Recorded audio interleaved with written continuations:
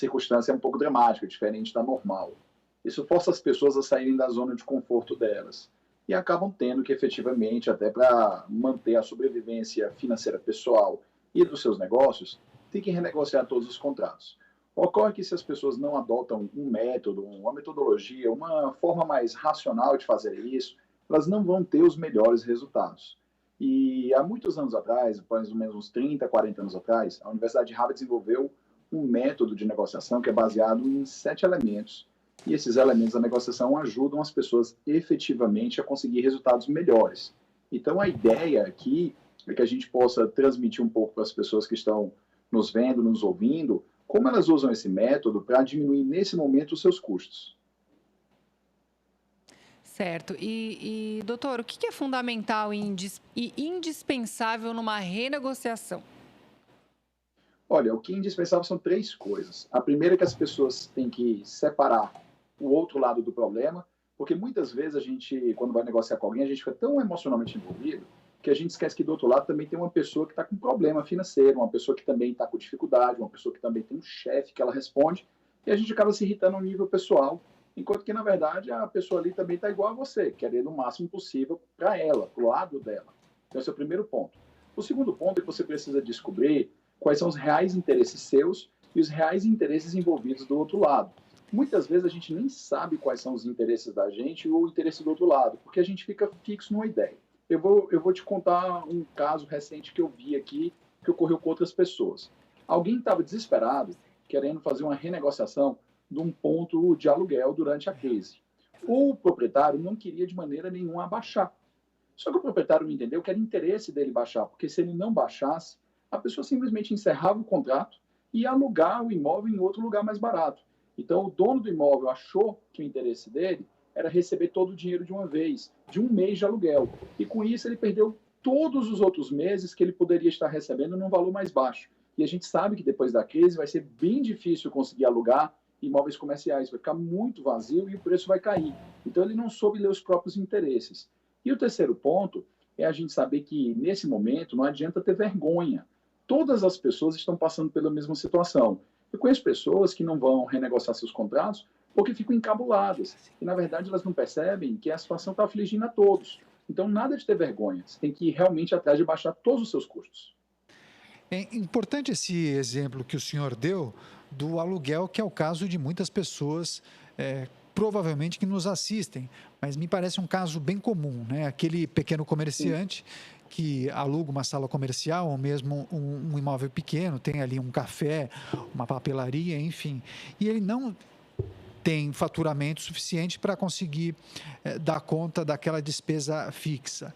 E aí eu pergunto para o senhor, neste método é contemplado uma renegociação na diminuição do valor ou, na verdade, um fracionamento do valor dos aluguéis durante a pandemia para que esse valor seja aglutinado às próximas mensalidades? O que o senhor entende como sendo mais razoável neste momento? Eu vou te devolver isso com um questionamento para você e os ouvintes fazerem internamente. O que eu acho justo não necessariamente é o que você acha justo. E o que você acha justo não é necessariamente o que eu acho justo. Como é muito difícil a gente conseguir conciliar isso, a gente precisa se basear num critério objetivo. Então, pensa na situação que você me trouxe. O dono do imóvel, ele vai achar que é justo não ter redução. Que ele vai pensar, o imóvel é meu, eu tenho os custos, eu paguei, eu tenho que sustentar minha família, etc, etc, etc. O dono do comércio que está estabelecido ali, ele vai pensar que é justo ele não pagar o aluguel durante o período da crise, porque, afinal de contas, o faturamento dele desabou. Se a gente for insistir nessa disputa do que é justo, do que não é justo, não vai a lugar nenhum. É por isso que, num momento como esse, não é a questão de aglutinar ou desaglutinar, é a gente tentar encontrar um critério que seja um critério objetivo, que não dependa da minha vontade, nem dependa da sua vontade. Então, um critério que eu tenho visto com muito sucesso em redução de aluguéis comerciais é um critério relacionado ao faturamento. Se o meu faturamento desabou 80%, você me dá 80% de desconto. À medida que o meu faturamento vai voltando, a gente vai retornando o preço do aluguel. É um Ok. critério objetivo, que Não, escapa da minha vontade, escapa da sua. doutor, é que, por exemplo, pegando como exemplo um restaurante, Não necessariamente o empresário abre todas as contas e abre as informações do seu faturamento para o proprietário do imóvel. Então, numa situação como essa, nem sempre os dois vão optar pelo ganha-ganha, né? Muitas vezes tem o perde-ganha. O dono do imóvel vai achar que o dono do restaurante talvez queira aproveitar dessa situação para reduzir demais o preço do imóvel, justificando que houve uma redução, enfim. Mas daí o proprietário também pode imaginar, não, mas ele está atendendo no sistema delivery e talvez esteja faturando mais do que isso, enfim. São sempre dúvidas que podem acontecer em situações como essa. Mas funciona da seguinte maneira: a gente parte do pressuposto seguinte, que as pessoas agem de boa fé. Se todas as pessoas agissem de boa fé, ninguém fazia um contrato. Você sabe por que a gente faz um contrato? Eu faço um contrato porque nem eu desconfio de você tanto que a gente não possa negociar, nem eu confio tanto que só a sua palavra me baste. Então, o contrato é um meio termo. Da mesma maneira, a gente não pode imaginar nunca que as pessoas vão o tempo todo mentir. Sim, vai ter gente que é espertalhão e quer se aproveitar do momento da crise. Sim, tem gente que vai efetivamente tentar utilizar de má fé.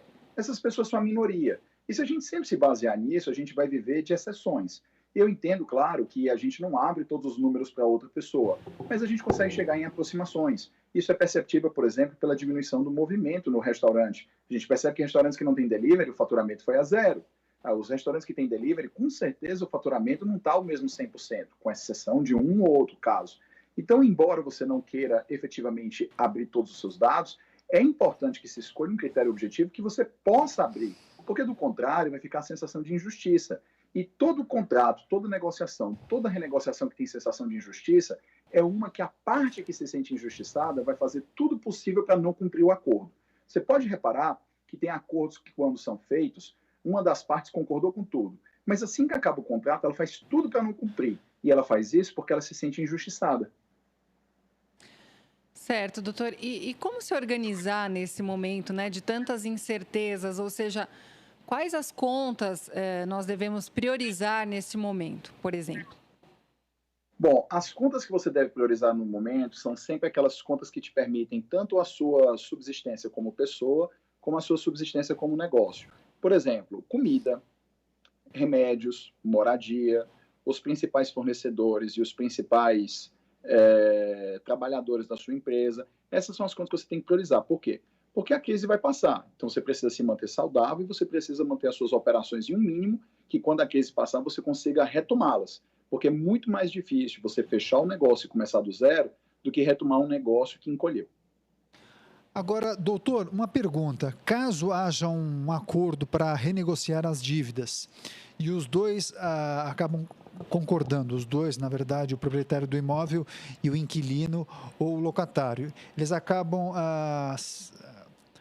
aceitando fragmentar o valor daqueles aluguéis durante a pandemia nos próximos meses. Por exemplo, os valores de 3 aluguéis serão fragmentados nos próximos 12 meses.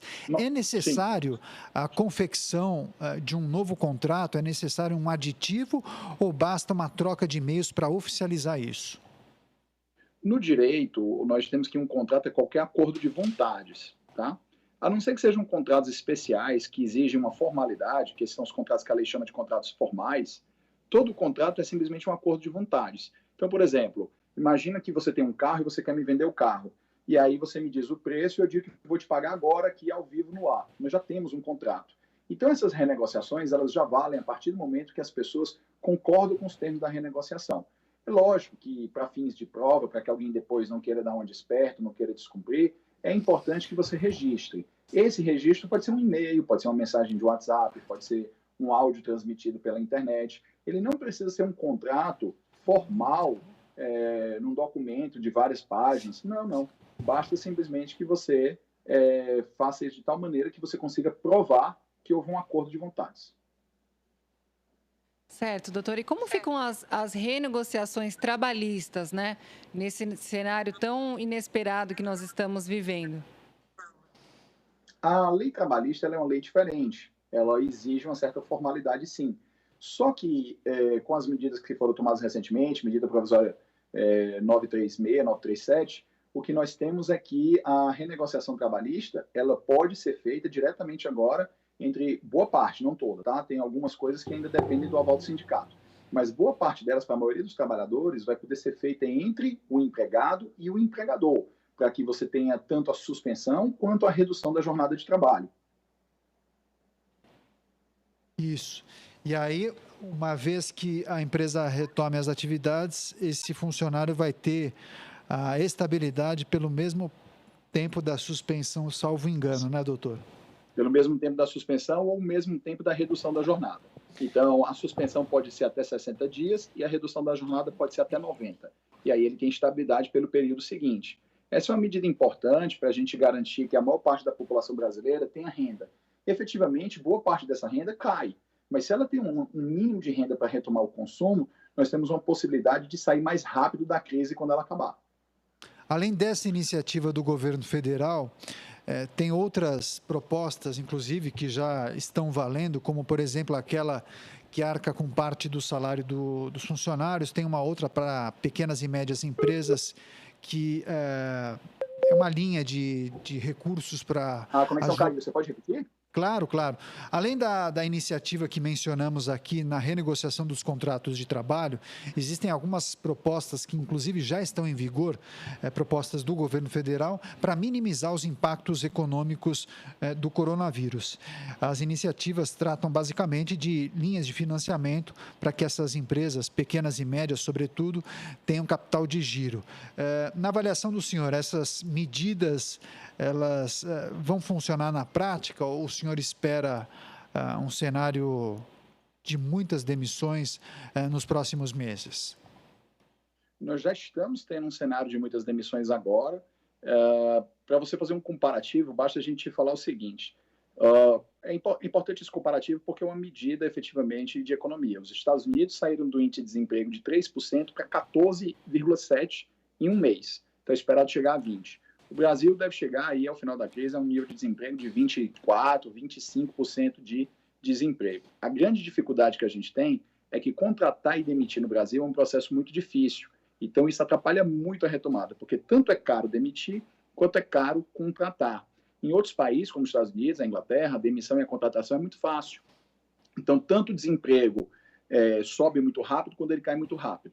Quanto às medidas do governo, o que a gente tem visto é que a maioria do dinheiro ainda não chegou para as micro e pequenas empresas. Ainda estamos aí na fase de que o governo fez as promessas, mas o dinheiro ainda não está chegando. Isso tem acontecido por uma série de problemas de gargalo de logística, inclusive com os bancos. Eu espero, efetivamente, que o governo, nessa semana e na próxima, consiga resolver esses problemas de logística, porque é o pequeno e o microempreendedor que gera a maior parte dos empregos do Brasil. E eles que não têm caixa para aguentar a crise. É isso.